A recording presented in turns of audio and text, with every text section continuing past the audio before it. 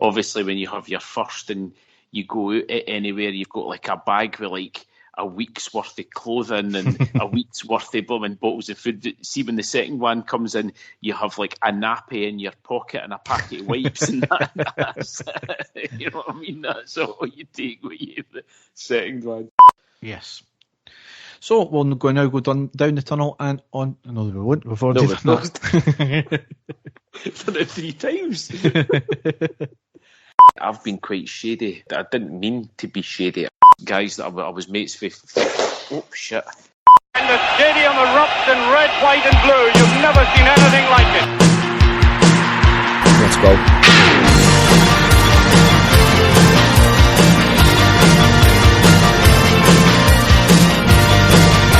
Manchester, brace yourself. Rangers are coming! Hi everyone and welcome to the next episode of the I Ready podcast. As ever, I'm your host Derek and with me is my co-host Dave. How are you doing, Dave?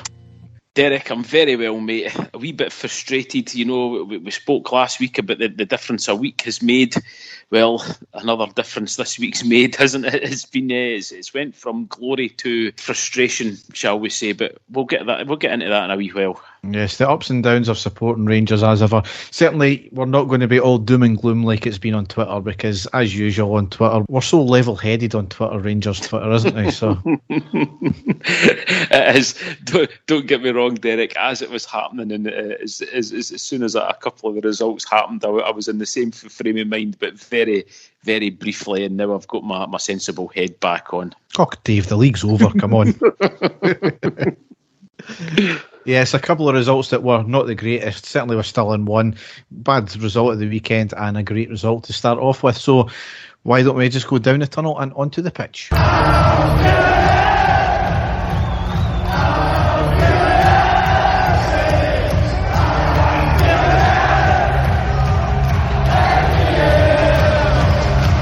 So the first game we've got to cover was Saturday the 13th of August. It was a 4-0 win at home against St Johnstone in the Premiership. Now we lined up with 4 changes from the Union SG game. We lined up McLaughlin, Tavernier, Goldson, Davies, Barisic, Jack, Lundstrom, Tillman, Wright, Matondo and Cholak. On the subs bench we have McGregor, Ridvan, Arfield, Lawrence, Davis, Kamara, Morelos, Sakala and King. So it was a good first half from the team, again dominating proceedings with St Johnstone sitting back, all the players behind the ball, hoping to hit us on the break.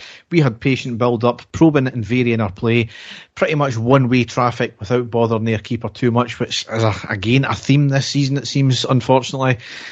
I've seen a stat from just before half-time where I had 118 passes in the final third to St Johnstone's 18, so completely bossing the game, especially in the final third.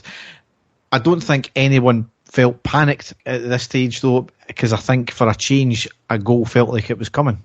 Yeah, definitely. I mean, it's the one thing I'll say about the team under Gio, Derek. I do always have this confidence, you know, if we are getting a lot of the play and we're forcing it, that we will eventually make the breakthrough.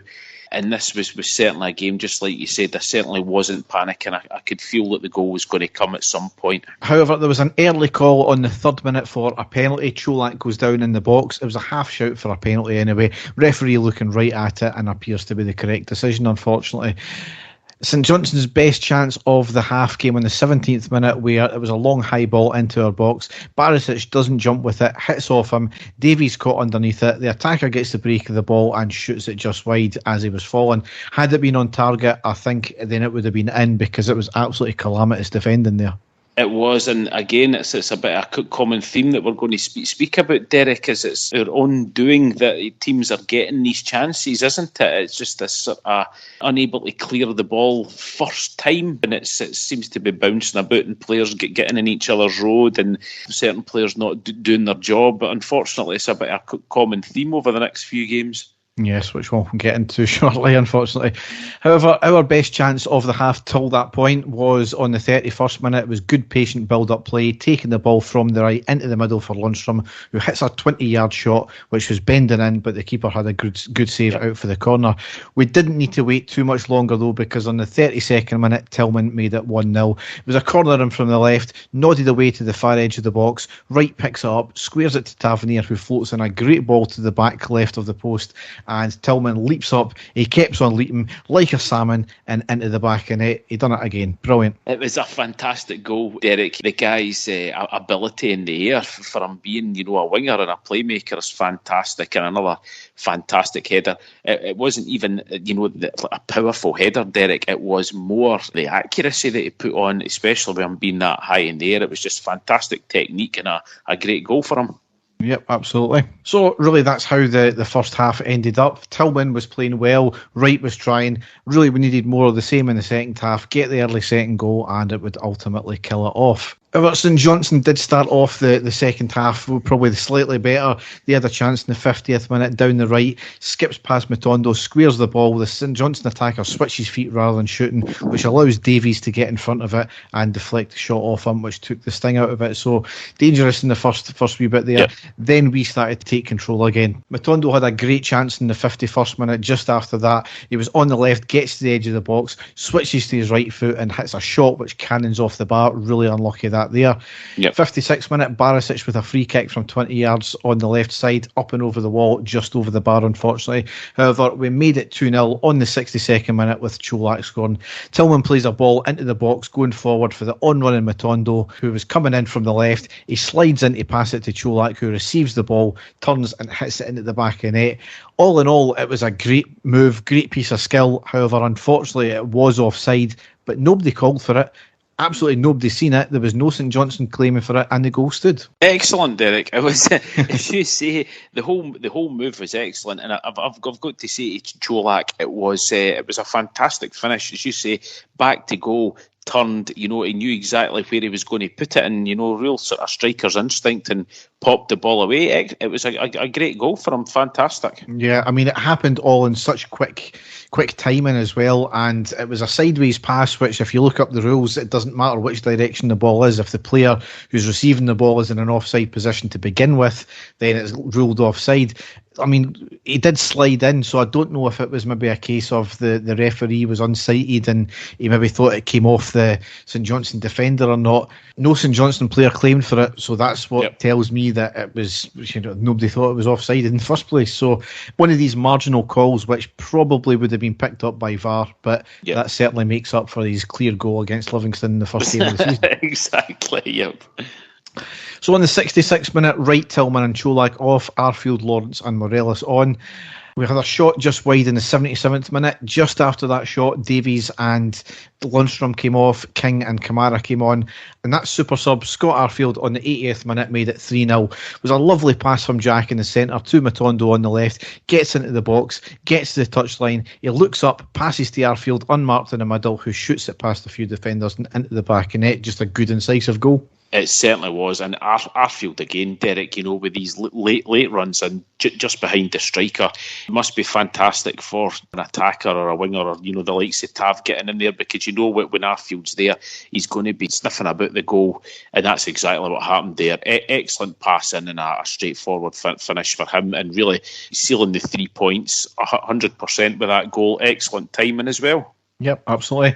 And to round the game off, 3 minutes later, Lawrence made it 4-0. Tavernier to Lawrence, to Morelos on the edge of the box. The ball then fed back to Tavernier, who made a run towards the touchline on the right. Tavernier fends off the defender. A short pass to Arfield, who controls it. He fends off the same defender. It was a cross off the deck into the middle, and Lawrence with a volley into the back of the net. What an outstanding goal all round. Incisive. The skill levels were outstanding, and what a volley as well. Fantastic. He's done it a few times, Derek, but the guy loves to shoot. He's no shy, shooting, and that was just a fantastic goal. He was really unlucky in the game before that. Remember, we sort of half volley that cannoned off the bar. So I mean, he's another one that's always going to be in and around the edge of the box just to try and get a pop, and that was just a fantastic goal. Great technique by him, and it just hit the back of the net. Absolutely fantastic. Yep, so brilliant win all round, delighted with that, so not really much more to say. No, excellent, Derek. I think we were needing that at that point as well. And as I say, from the games before that, we'd beat Union St Gilloise 3-0, and then that was 4-0. So two fantastic results on the bounce there. So confidence sky high at that point. Yeah, goals coming from all areas of the pitch as well. Yep. So that lined us up nicely for the next game, a big important game. It was on Tuesday the 16th of August. It was a 2-2 draw at home against PSV in the Champions League Qualifier Playoff Leg 1. Dave, you went to that game, didn't you? Yeah, it was excellent, Derek. I've got to thank our friend of the pod and really the sort of part-time member of the pod, Craig McCrimmon, who managed to set me and my laddie up with tickets for that one. But no, lucky to be there, Derek, and it was a bit of a strange game, which I'm about to get into, but a very, very difficult game on paper for us, Derek, but one that I felt that we could go out and get the victory, because, we've played, I'll not say bigger and better teams, but they've certainly played teams to their standard and teams of a higher standard and beat them in recent years at Ibrox. So I was feeling quite confident before the game started. It was always going to be a difficult game. The stakes make it even bigger for the fact that everybody's going to be up for it. And obviously we've experienced this against Parma before, where two big teams coming up against each other. PSV, no slouches, as we found out as well. It was always going to be difficult. Yeah, definitely. Well, Rangers, the team that Giovanni Van Bronckhorst put out for this was McLaughlin in goals, Tav at right back, Goldson and James Sands in the centre of defence with Goldson, which was the one that everyone was looking at before the game. Davies wasn't even on the in the squad for that one. Barisic at left back, Steve Davis in the middle of the park along with John Lundstrom, Tillman, Lawrence, Kent and Cholak made up the rest of the Rangers team, and that was another one. There was a lot of people saying that there would be a chance Alfredo would play in that one, but no, he's went for Cholak. He's been scoring the goals, Derek. He's stuck by him, so that was the starting 11. On the bench for Rangers with McGregor, McCrory, Yilmaz, King, Devine, Jack, Kamara, Arfield, Matondo, Morelos, Wright and Sakala. So a strong bench, Derek. If you look at all there, the players that we've got, the vast majority of them are all first team players that we've got on, a couple of young boys, but a strong bench. So the game started off, Derek, and within 2 minutes we saw the threat that PSV were going to pose, and we got off with one majorly. A very early chance, like I said, there was a cross in from the right hand side of the box, completely missed by Tav and Goldson. I don't know what the two of them were doing, and there was De Jong, their striker, picks the ball up and shoots over for about 6 yards. Derek, and a player of his standard, you were expecting the net to bulge at that point, but another mix-up by both Tav and Goldson there. I think the two of them kind of left it for each other. None of the two of them claimed it, and we got off lightly very early on. Yeah, absolutely. As I said in the post-match, it kind of had shades of the Defoe goal against Livingston that he scored, that absolute amazing one with the long ball over the top. Just had it been on target, then it was in, I think. But fortunately, as you said, we got off with one. Yep.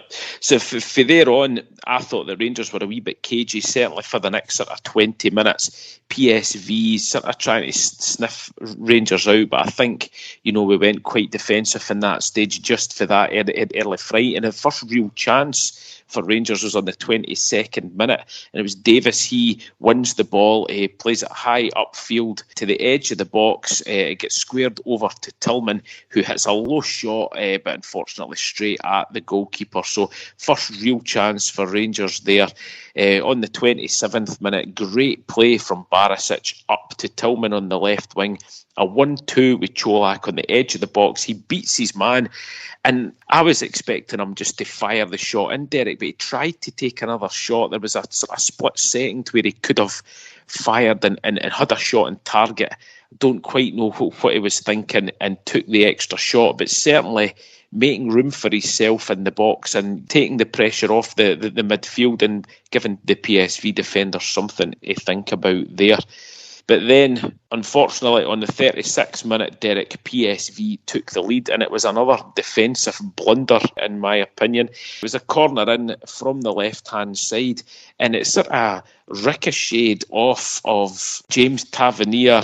It hits Connor Goldson, then it hits Tav's leg again, and it just lands perfectly for the PSV player just outside the 6-yard box, just to pick his spot and fire it in. Just really, really poor, calamitous defending again by Goldson and Tavernier. I realised there was other players in there, but again, I felt that it could have been cleared in the first instance, and it was like, it was like ping pong in the middle of the box there, Derek, just really sloppy.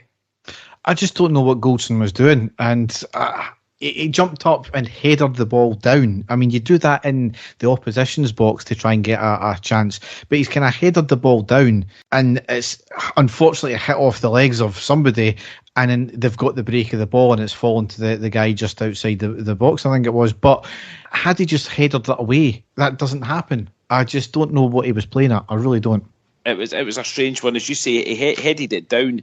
It hit off Tav's leg, who didn't sort of make himself big when it shot. Neither of them did, Derek. This is the worrying thing, and we'll get into this in the next game as well with Connor Goldson.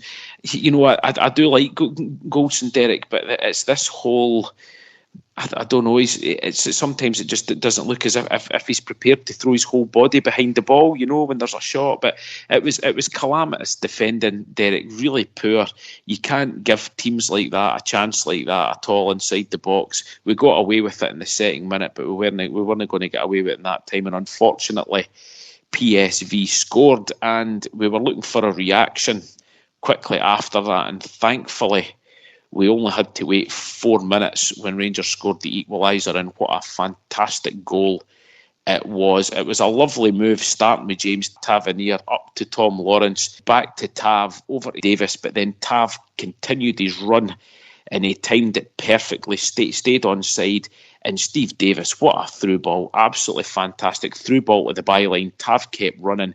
He cuts the ball back, and there was Čolak with a fantastic finish. Take my hat off to the man. Right place at the right time, and a tremendous finish low into the bottom corner, and Ibrox erupted. Fantastic goal, Derek. Just exquisite, absolutely exquisite goal. We've come to see that from the team over the past 4 years in Europe, and that was an absolute trademark from us there. Why can't we do that all the time?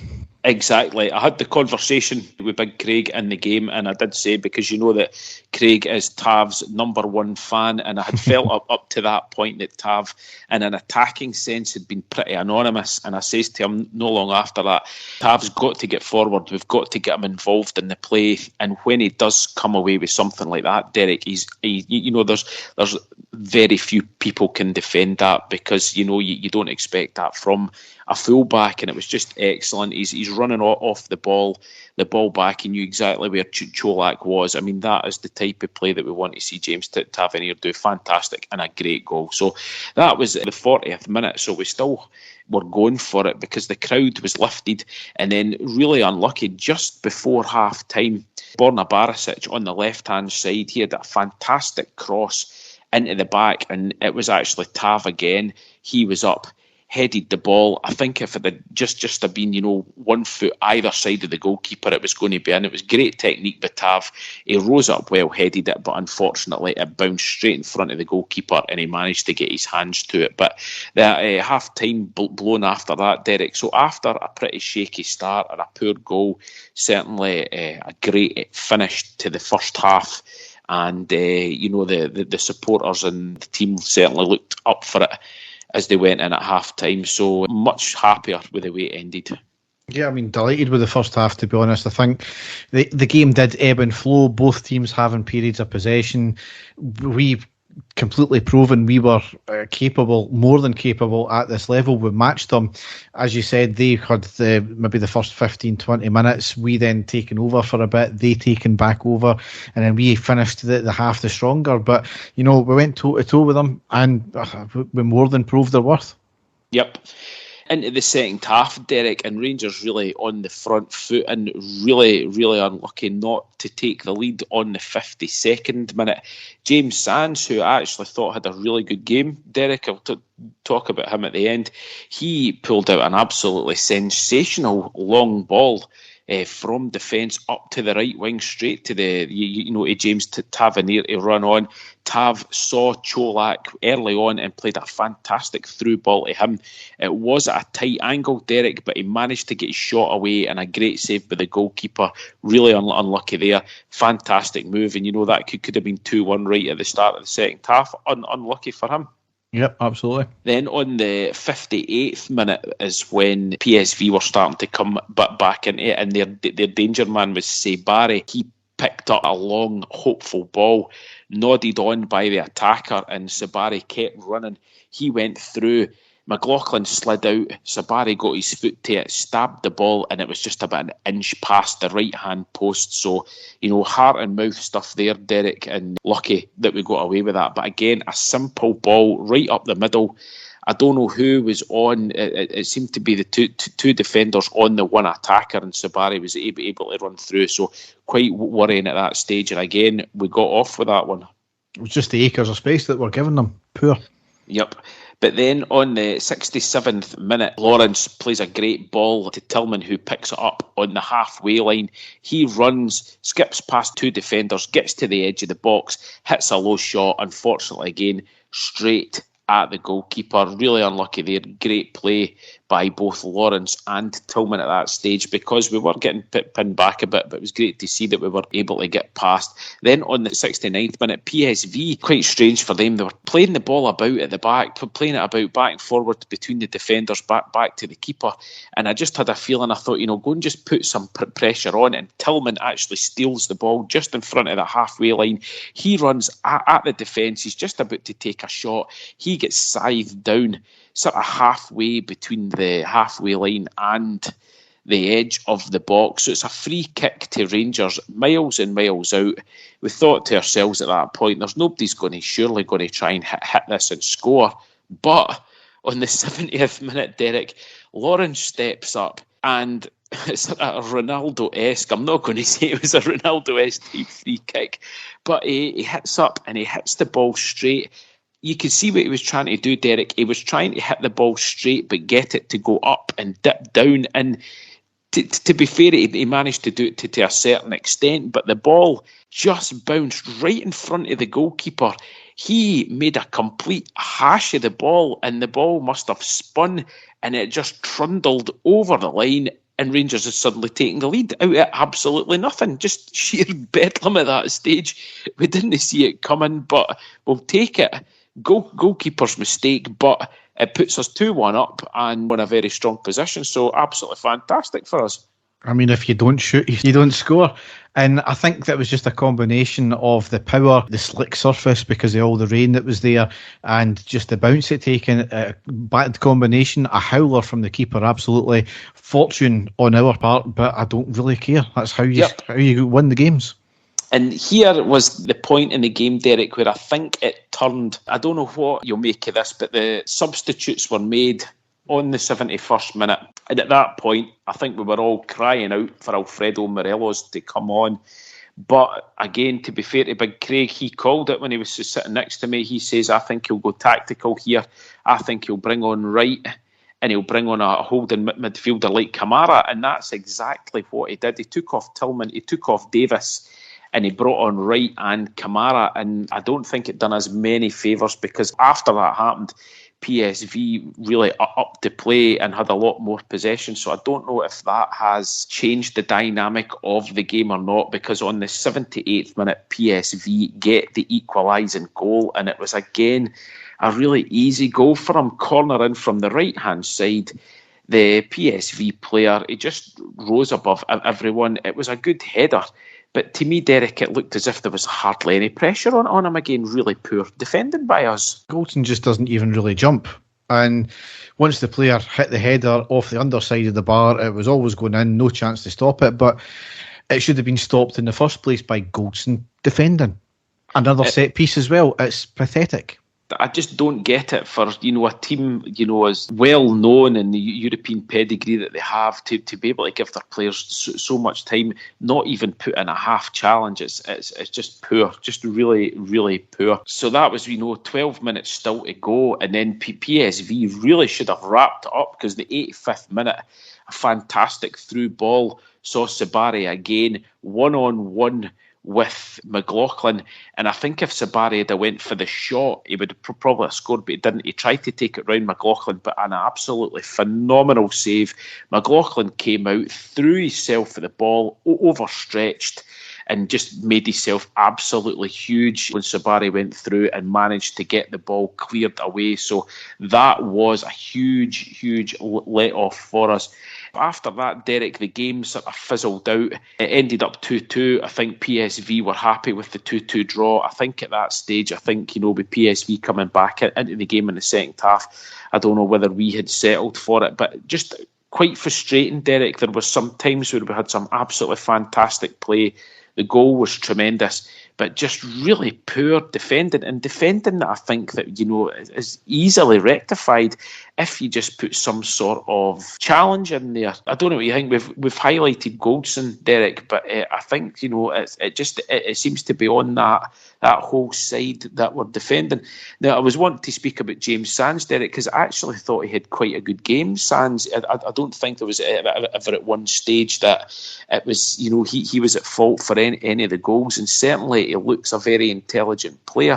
He's not your big win of every ball in the air type player, big strong guy, but he seems to read the game very, very well.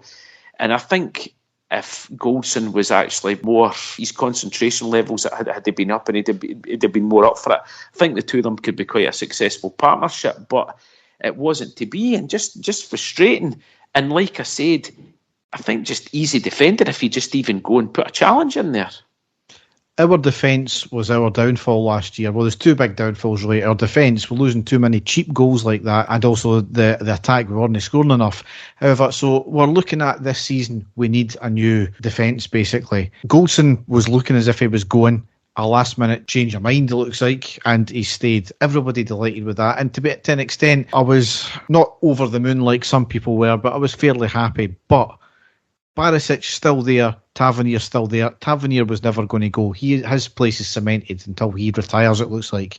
That's fair enough. But what have we changed?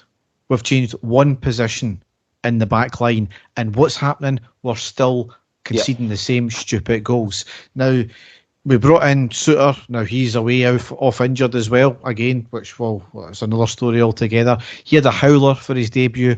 That can happen. He's never had the chance because he's been injured to get back in. Sands has been the one constant good thing, but the mistakes are happening from the other three mainstays of the team at the back. So where does that get us? That is the big problem just now. Here's another question, Derek. We have spent, reportedly £3 to £4 million on Yilmaz at left back, and we've only seen flashes of him. He's been on the bench, so he's obviously fit. I don't quite get that. We've got Davies in there as well. Flashes him coming in. I don't know if he was injured for that game or not, but it's very strange. Look at the defenders we've got. We've got Helander always injured. We've got Suter, I'm hoping isn't going to be like that either, totally injured. So it is quite concerning, Derek. It is, especially in these big games. But I think that Goldson could help himself out just by putting in even a half challenge with a lot of these things. But it just sometimes looks as if he can't be arsed. We've talked about this before at length, so I don't know, but we'll get into it anyway in the next game as well. Yeah. But anyway, the PSV game, rounding it off, I felt that we were more than matched them. I think we didn't disgrace ourselves. We were disappointing in the second half. The heartening thing is that we scored from a great piece of play from open play. We were fortunate for our second goal. They scored from two pieces of defensive blunders, basically. So that's the heartening thing in it. We cut out our defensive blunders. We have more than enough to beat them. Ultimately, no away goals the next leg on Wednesday night. It means it's a 90-minute shootout or a 120-minute shootout or a shootout. So we'll just need to wait and see how that goes. Obviously, the advantage is for PSV, given they are at home. However, because of the no away goals, it's just a straight shootout effectively. I would like to think our away form doesn't come into it in that respect, because away we've not been always that great. So we just treat it like a cup final, and hopefully we see not the Europa League Cup final, mind you, maybe the Scottish Cup final. I still can't get it. So we'll move on now, and we'll go to the probably bigger disappointment of the games we've got to cover, which was Saturday the 20th of August. It was a 2-2 draw away against Hibs in the Premiership. So we had made 2 changes from the PSV game. We lined up McLaughlin, Tavernier, Goldson, Sands, Barisic, Jack, Lundstrom, Lawrence, Matondo, Ken and Cholak. On the subs bench we have McGregor, Ridvan, King, Davis, Arfield, Tillman, Morelos, Wright and Sakala. So Morelos not only on the bench again, and no sign of Davies again. I think he had picked up another wee knock.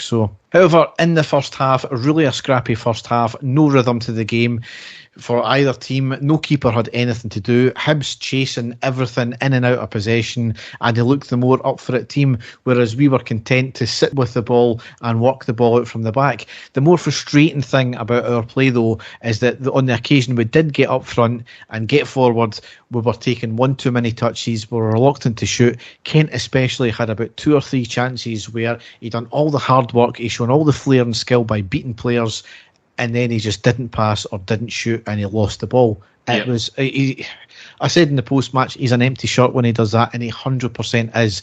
Nobody will tell me any different, because what's the point of doing all the flash stuff, beating players, if there's no outball from that we're near.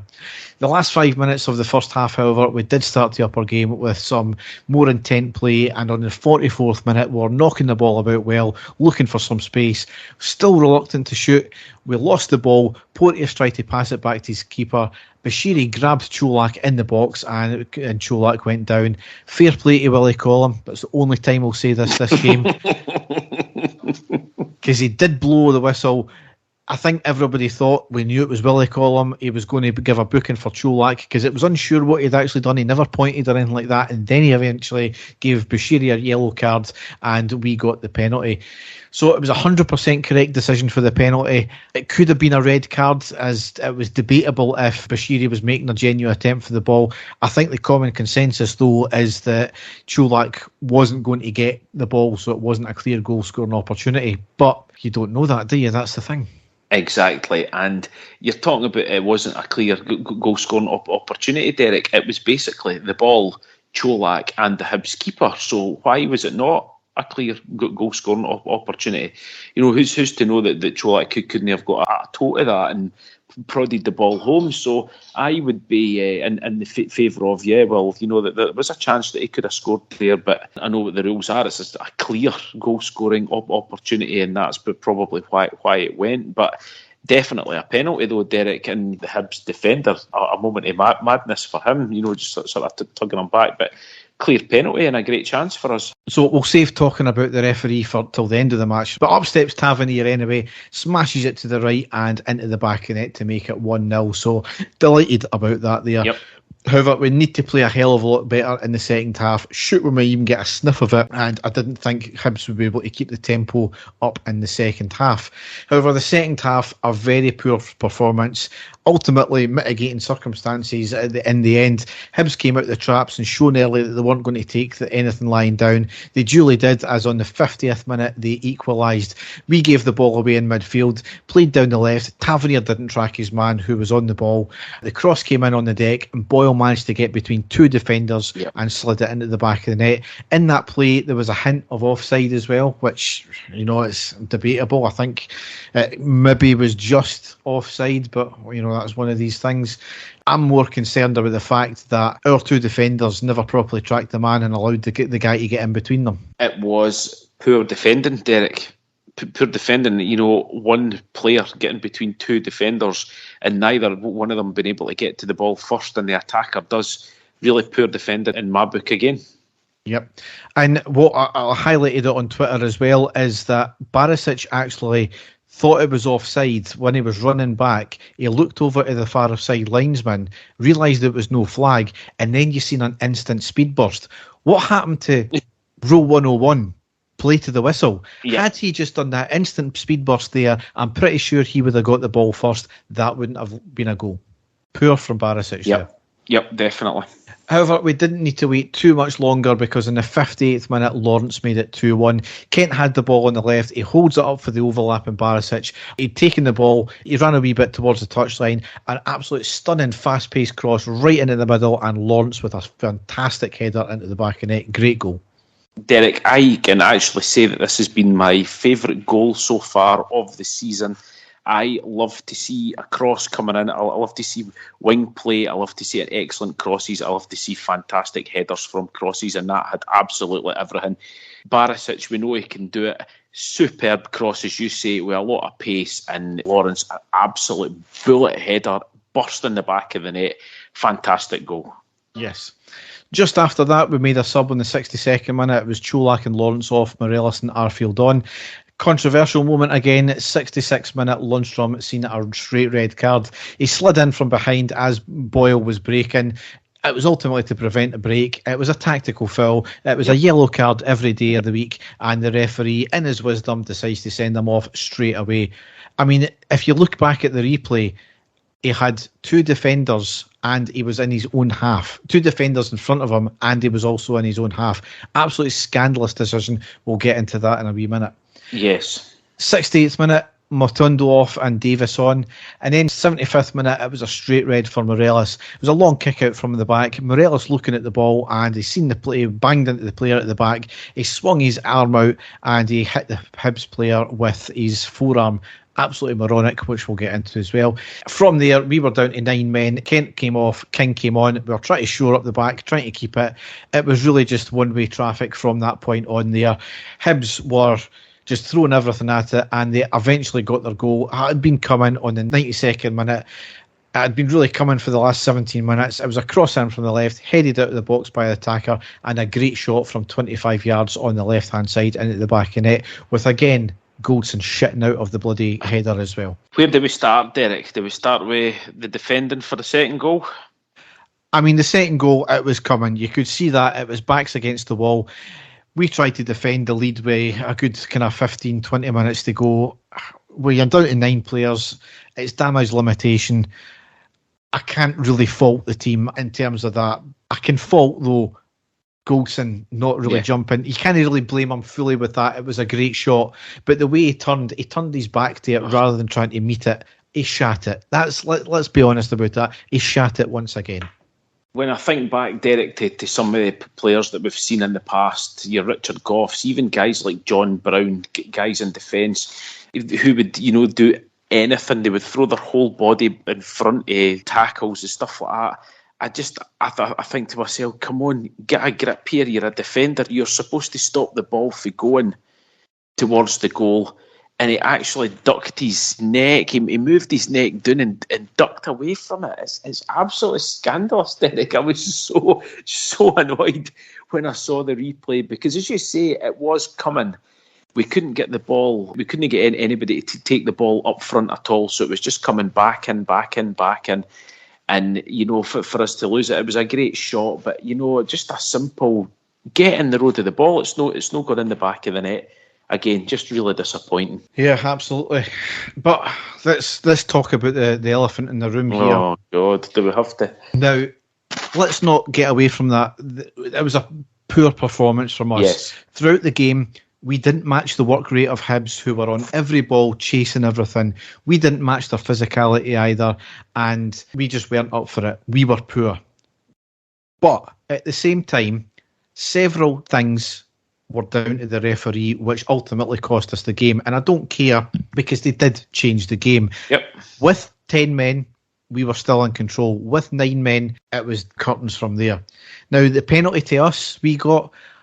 The only people that don't think that was a penalty were Celtic fans, Willie Collum and Hibs fans. Now, you give the referee a decision to make. Was it soft? Well, you could say that. There's no such thing really as a soft penalty or a soft foul. It's a binary thing, yes or no. It was a foul. He needlessly put his hands on the man. Did he go down, maybe slipped a wee bit easier?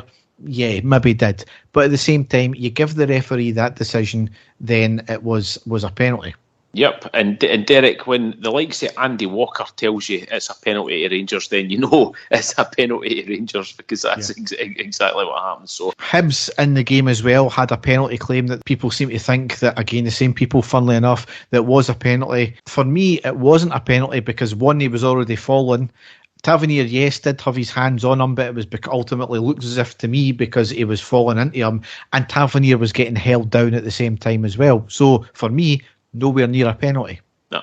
The Lundstrom red card, game changer.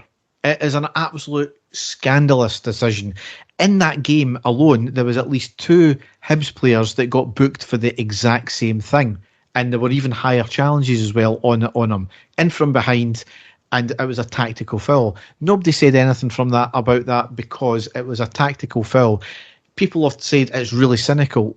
Well, I don't really care, because in the rule book, the degree of cynicism in your challenge isn't a punishable offence. So it was a tactical foul. You see it week in, week out. You see it in the same game several times. It's a yellow card every day of the week. There is absolutely no way he can turn around and say that was endangering the player or it was violent conduct. I don't know what he was thinking there. It was shocking, Derek. I can't really add any more to what you've said there. You've described it perfectly. What the referee was thinking, I have got no idea. And exactly like you said, that was the game changer right there. The Morelos one, not as much. That just kind of made it impossible for us. But that there was the complete game changer, in my opinion.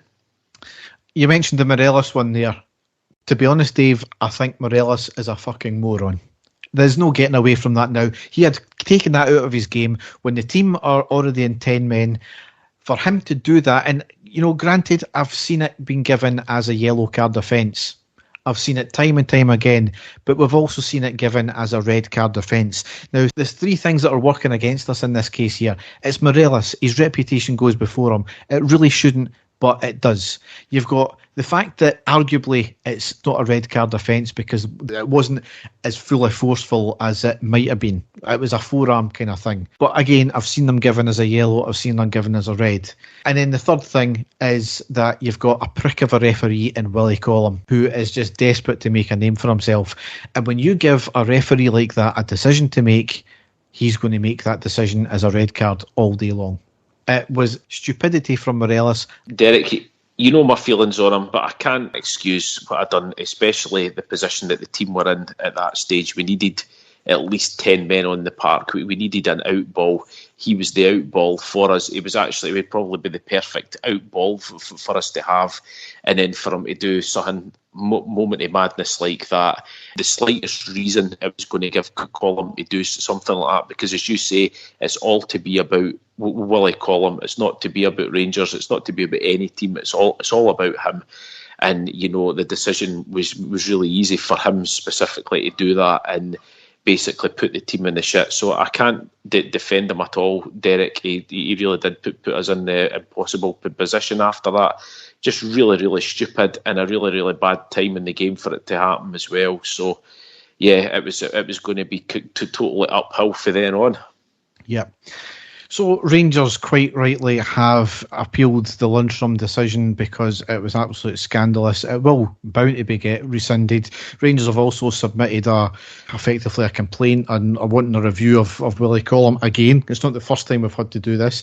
It was seen quite clearly in the Scottish Cup final. He was about 2 yards behind the game every single decision. Even pundits were saying, yeah, it's maybe time to hang up his boots. Clearly he's not learned again.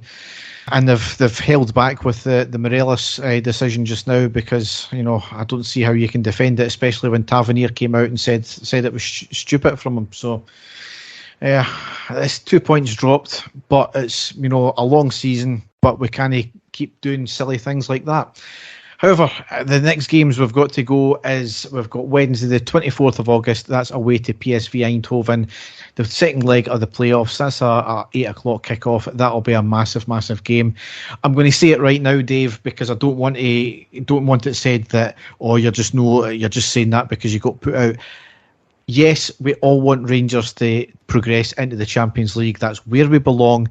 That's where I want to see us back in the elite of European football. Us as fans should not need to think about money, and that shouldn't need to be a reason for wanting to qualify for it. But after 2012, we've always had to have that in the back, sometimes in the forefront of our mind.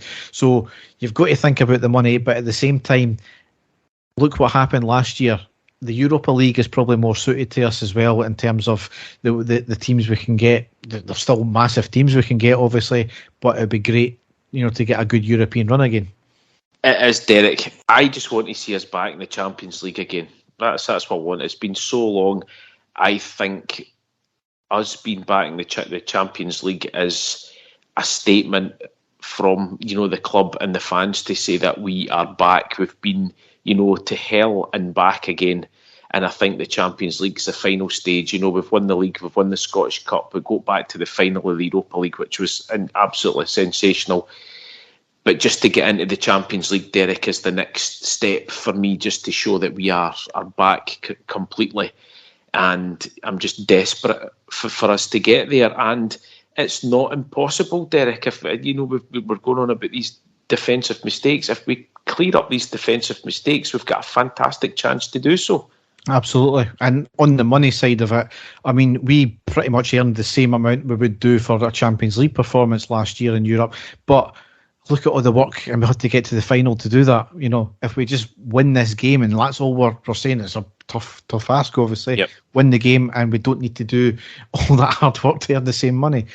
Next game after that, though, Saturday the 27th of August at home to Ross County in the Premiership. That's a 3:00 kick-off. And then Tuesday the 30th of August at home to Queen of the South in the League Cup. That's a 19:45 kick-off. So all important games. Definitely, Derek, with the next one being the top one so far this season. So we'll just have to wait and see what happens there. Here's hoping that fortune favours us in that one, and we go out and give a very professional performance and manage to get through. Yes. And now we'll go into the news.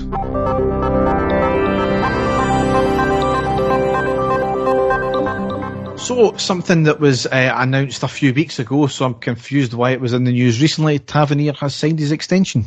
Yes. Yeah, I mean, that was announced a few weeks ago, Dave, so unless it was literally just he agreed to sign a new deal and he's just literally putting pen to paper now. Yeah, I think that's exactly what it was, Derek. I think it was just prior to the PSV game, was it not? But very low key as well, Derek. The club put a few tweets out about it, but very low key by him. And maybe it's just the fact that he didn't see it as being an issue, Derek. He was just always going to do it and didn't see it as being massive news. But for us as a club, Derek, certainly over the last 3 years, he's been fantastic. But I think the thing we'll say about Tav is we will always have question marks over his defensive side, but on an attacking side, when he's on it, he's absolutely unplayable. So, delighted that he's staying, delighted that he's, done the extension for us, and, here's hoping if everything goes well and he goes on to be successful again.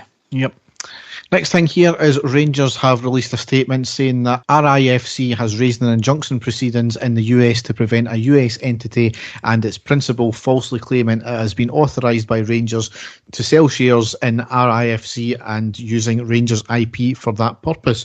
So, can anyone confirm the whereabouts of Craig White, Charles Green and Imran Ahmad just now? Didn't even go there. It's not even worth joking about it. Yeah, so good that we're being proactive in that case, because that's a pretty major thing if somebody's trying to sell shares on, falsely sell shares ultimately. Yep. Next thing here, following up from what we were talking about in the last episode, the SPFL are in talks with Sky to extend the TV deal until 2029. So obviously that happened just after we released the last podcast, which is why there was a wee delay here.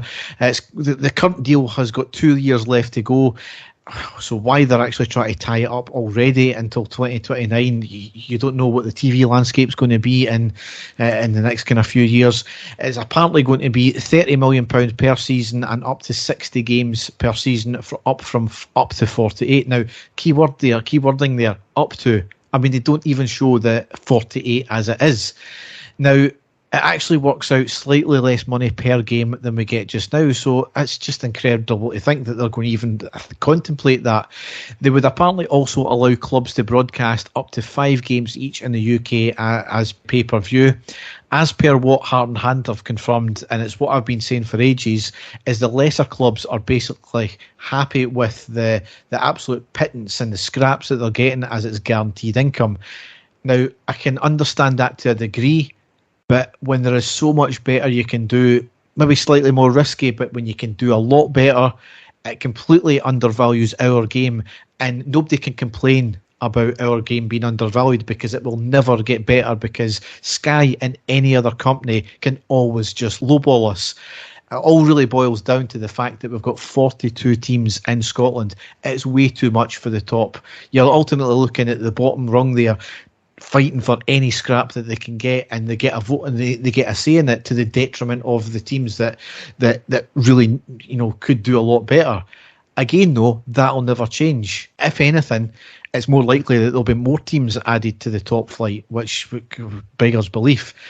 It's something that Rangers and Celtic really should get together with and boycott any deal if we can, go our own way and see if the SPFL, how they would fare. Because really, it is the old firm are the only reason why we get any sort of TV deal in the first place, and it really should be down to Rangers and Celtic to do the negotiations for TV deals. I think it's quite incredible, Derek, that this has been seen as a massive development and a huge. I mean, it's the way that it's been marketed as if it's going to give this massive TV deal that's been negotiated here. It's an absolute pittance, Derek. It's a joke. An absolute joke. And as you say, it's never ever going to get any better. Sky are just going to come in and offer slightly more money and get more out of it.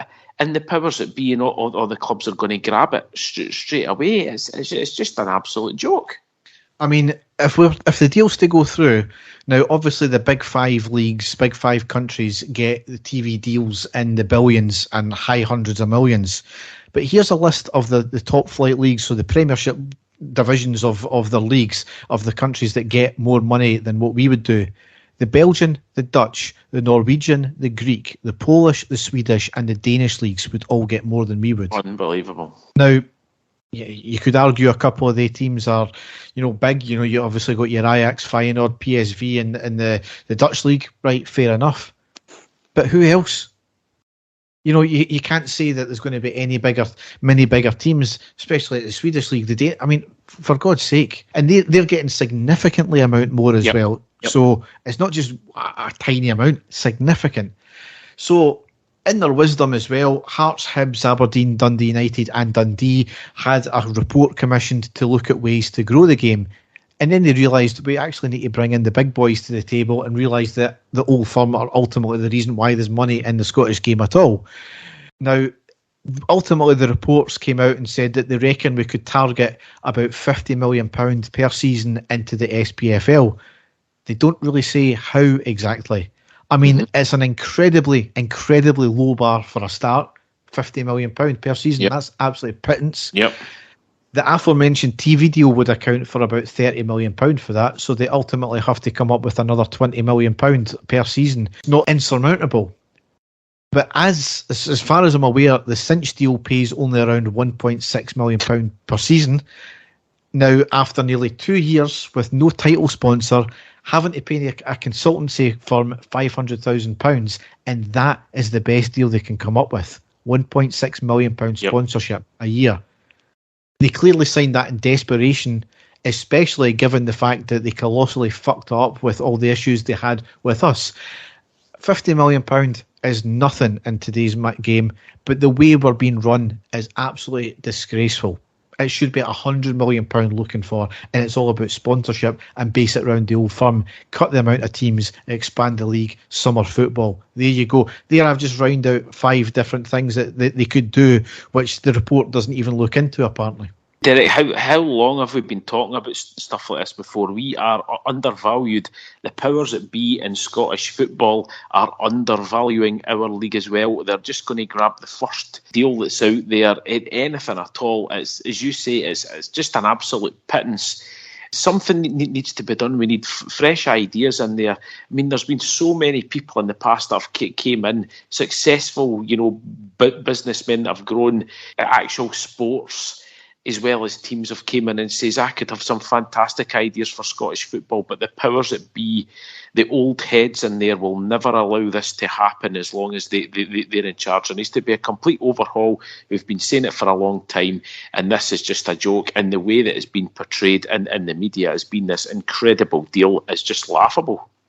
I mean, here's my next story here, kind of follows on from this, and it shows you how tin pot the league is and some of these clubs are, is St Mirren today, it came out, have launched what can only really be described as Give Us Your Money scheme, as they're asking it's for a £30 voluntary contribution to the club, which will get you literally nothing back. It's basically a donation of £30 to the club.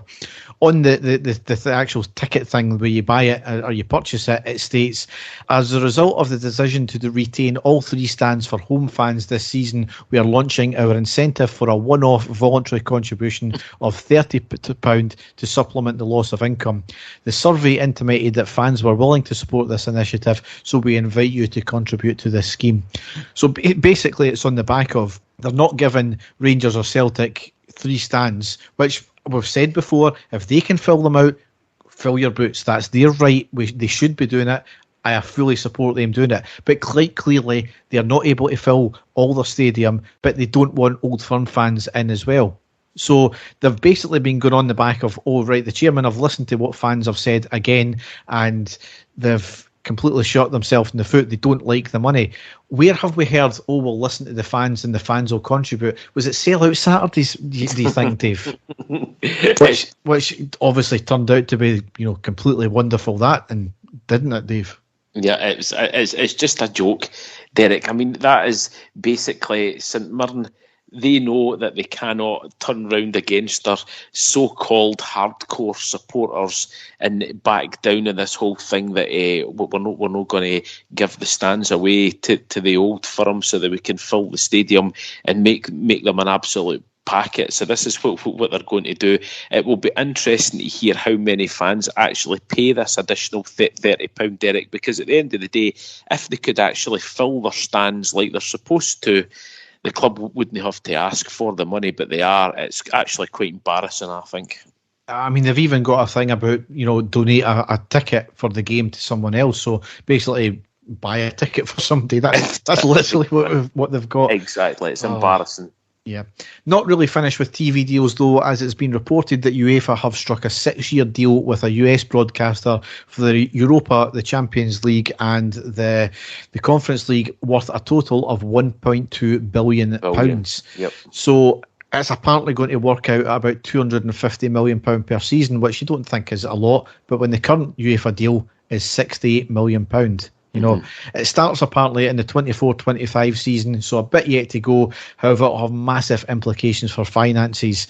Ultimately, though, all that it's going to do is make the rich teams richer, and the gap's going to get both bigger European-wide and domestically. So, yeah, the likes of Man City will get more money, us and Celtic will get more money, but the gap will still be there because Man City are making even more money on the top of that. So, yeah, it's great, but domestically it's going to completely destroy the game, I think, again.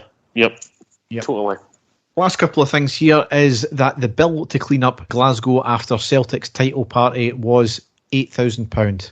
However, Glasgow City Council have said due to an error, it did not include the cost to repair the listed building that Celtic fans damaged, so a revised costing will be published in due course. Now, it's very strange that we're now hearing about this 3 months on from the event, and we're just hearing about the costs, which are obviously clearly wrong, considering that they published the cost for our clean-up when we had a title party within 2 weeks of it happening. And also very strange that our costs were £58,000 for a very similar litter clean-up and to replace a few broken benches. Yes, rather than, again, similar size crowd in a listed building being damaged, Derek. Quite incredible, as you say. Glasgow City Council, it doesn't surprise me in the slightest, and I will wait to find out if they do actually publish the full and correct amount and when it actually happens, if they do, Derek, it will be done very, very understated. But as you say, it's just reeks of double standards, doesn't it? It'll be interesting to see if any pubs offer, or anybody offer from the Celtic point of view, offers the money like the Loudon did. Yeah, exactly. And the last piece of football news here is, after his shaky start to the season, Aston Villa fans are calling for Gerrard to leave already. So obviously he lost Michael Beale to QPR, who is going through his own tough time, obviously under different circumstances just now. But it makes you wonder if it was, as many suspected, that Michael Beale was the brains behind our success. Well, Derek, there was a lot said. I think maybe Gerrard being the figurehead there, with Beale being the brains behind it. I don't know, but time will tell. I have a sneaky suspicion that the Beale could be back with us one day in some shape or form, because you can see how attached he was to the club. He made no secret to that, even though he went down to Villa. But yeah, very interesting to see how Villa's fortunes have changed since Beale's went. So, well, I'll watch that one with interest. Yep. So, bloke gets 2 kilogram dumbbell stuck up his bum, and medics have to remove it with their hands. Derek, there's a common theme with these stories here. Doctors were shocked to find an 8-inch dumbbell lodged in a male patient's rectum after he arrived at A&E complaining of cramps and severe constipation. Right. Medics found him uncooperative while he was being examined, so decided to x-ray his abdomen. They found an object that was later revealed to be a 2 kilogram dumbbell lodged firmly in the 54-year-old man's rectum. When medics in the hospital and in Manaus, Brazil, were unable to coax the object out using tweezers, they resorted to a more brutal method and opted for a manual extraction. This, according to a grim report in the International Journal of Surgery Case Reports, written by Dr. Ana Elisa de la Morales Textera Grossi, that's some name, and her team, involved a surgeon inserting their hand up to the forearm to get a grip on the item.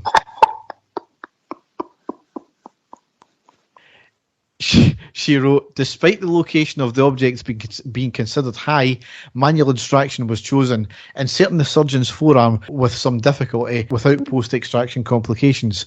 The surgical team's report notes, retained rectal objects represent a rare complaint in the emergency room, affecting mainly males between 20 and 40 years, with most objects of a sexual nature, but examiner must be aware of objects of an unusual nature. Now, Derek, what kind of exercises at the gym do you think that he's been doing? I've no idea, but it did say that while the object was removed successfully with no lasting complications expected, the authors of the report said inserting objects in the anus can potentially result in internal injuries and fecal incontinence. Really? As well as a doctor having to put his fist right up your backside to his elbow. Oh dear. It's quite a different kind of forearm smash, that, isn't it? Oh my God. And on that note, yes, we will end the podcast. So, as ever, you can check out all our stuff on our website, which is ireadypodcast.wordpress.com. It's not updated again since we've started this new season, but you can go to all our usual podcast outlets as well as Twitter and Facebook. So, Dave, big week coming up. I need to bounce back after that Hibs game. We'll need to see what happens. Big game on Wednesday. Can't wait for it. We thrive under these conditions. We just need to go out and do the job. Derek, if we cut out the defensive mistakes, I am very confident that we can go through. But that's the issue that we have at the moment. Far too many defensive mistakes of our own doing. If we can cut that out, we've got a great chance. So here's hoping that's what happens and we get through. It could be a historic night, as you say. Looking forward to it, and fingers crossed it goes well. Yes. So, all that's left to say is thanks for listening and goodbye. Take care, folks. Bye-bye. And the stadium erupts in red, white and blue. You've never seen anything like it. Let's go.